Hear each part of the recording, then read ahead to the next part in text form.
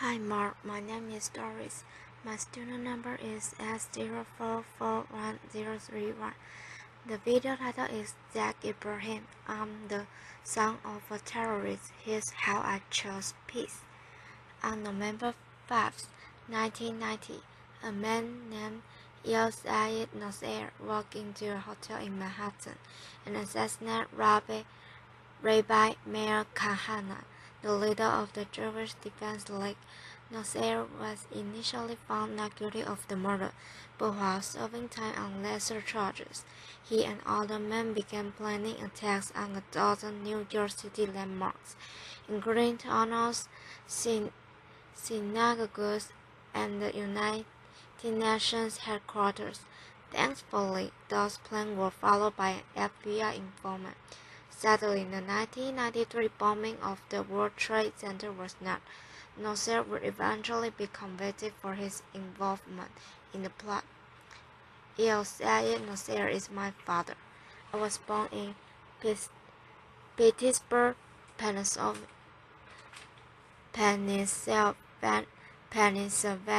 in 1983 to him, an Egyptian engineer and a loving American mother and grad school teacher, who together tried their best to create a happy childhood for me. It wasn't until I was 7 years old that our family dynamic started to change. My father exposed me to a side of Islam that few people, including the majority of Muslims, get to see. It's been my experience that when people take the time to interact with one another, it didn't take long to realize that for the most part, we all want to stand things out of that. However, in every religion, in every population, you'll find a small percentage of people who hold so fervently to their beliefs that they feel they must use any means necessary to make others step as they do. A few months prior to his arrest, he sat me down and explained that for the past few weekends, he and some friends had been going to a shooting range on Long Island for target practice. He told me I'd been going with him the next morning. We arrived at Covington shooting range, which unbeknownst to our group was being watched by the FBI. When it was my turn to shoot, my father helped me hold the rifle to my shoulder and explained how to aim at the target about 30 yards off. That day, the last bullet I shot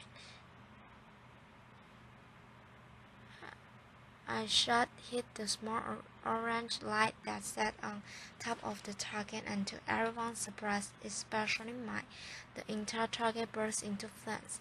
My uncle turned to the other man and in Arabic said, "Im Abba," like father, like son. They all seemed to get a really big laugh out of that comment, but it wasn't until a few years later that I fully understood what they thought was so funny. They thought I saw in me the same destruction my father was capable of. Those men would eventually become victims of placing a van filled with 1,500 pounds of explosive into the sub-double parking lot of the World Trade Center's North Tower, causing an explosion that killed 6 people and injured over 1,000 others. These were the men I look up to. These were the men I call Amu, which means uncle. By the time I turned 19, I had already moved 20 times in my life, and that instability during my childhood didn't really provide an opportunity to make many friends. Each time I would begin to feel comfortable around someone, it was time to pack up and move to the next town. Being the perpetual new face in class, I was frequently the target of bullies. I kept my identity a secret from my classmates to avoid being targeted, but as it turns out, being the quiet, chubby new kid in class was more than enough ammunition. So for the most part, I spent my time at home reading books and watching TV or playing video games. For those reasons, my social skills were lacking, to say the least, and growing up in a bigoted household, I wasn't prepared for the real world. I'd been raised to judge people based on arbitrary measurements, like a person's race or religion. So what opened my eyes is one of my first experiences that challenged this way of thinking was during the 2000 presidential elections. Through a college prep program, I was able to take part in the National Young Convention in Philadelphia. My particular group's focus was on young violence, and having been the victim of bullying for most of my life, this was a subject in which I felt particularly passionate. The members of our group came from many different walks of life. One day, toward the end of the convention, I found out that one of the kids I had befriended was Jewish. Now, it had taken several days, had never had a Jewish friend before, and frankly, I felt a sense of pride in having been able to overcome a barrier that for most of my life I had been led to believe was insurmountable. Another major turning point came when I found a summer job at Bus Garden, an amusement park. There I was exposed to people from all sorts of faiths and cultures, and that experience proved to be fundamental to the development of my character. Most of my life I have been taught that homosexual was a sin, and by extension that all gay people was a negative influence. As chance would have it, I had the opportunity to work with some of the gay performers at the show there, and soon found that many were the kindest to work with some of the gay performers at the show there, and soon found that many were the kindest, least judgmental people I had ever met. Being bullied as a kind created a sense of empathy in me toward the suffering of others, and it comes very unnaturally to me to treat people who are kind in any other way than how I would want to be treated. Because of that feeling, I was able to contrast the stereotype I'd been taught as a child with real-life experience and interaction. I don't know what it's like to be gay, but I'm well acquainted with being judged for something that's beyond my control. Then there was the Daily Show on a nightly basis. Jon Stewart forced me to be intellectually honest with myself about my own biography and helped me to realize that a person's race, religion, or sexual orientation had nothing to do with the quality of one's character. He was in many ways a father figure to me when I was in desperate need of one.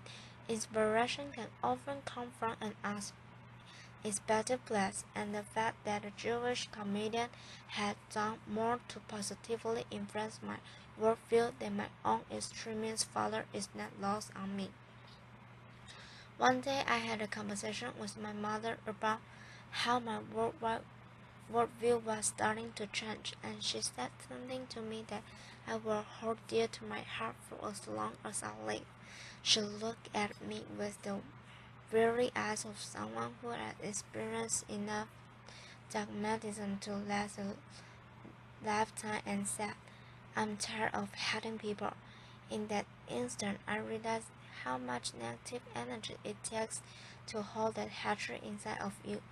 Jack Ebrahim is not my real name. I changed it when my family decided to end our connection with my father and start a new life. So why would I out myself and potentially put myself in danger?